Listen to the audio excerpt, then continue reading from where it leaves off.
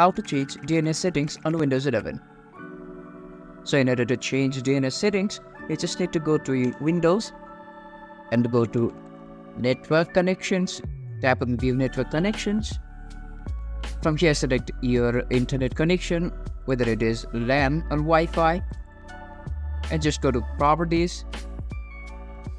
From here, select Internet Protocol version 4, tap on Properties, and from here, select Use the following DNS server addresses.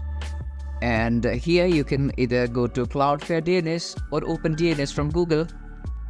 You can simply search for the DNS addresses on your web browser.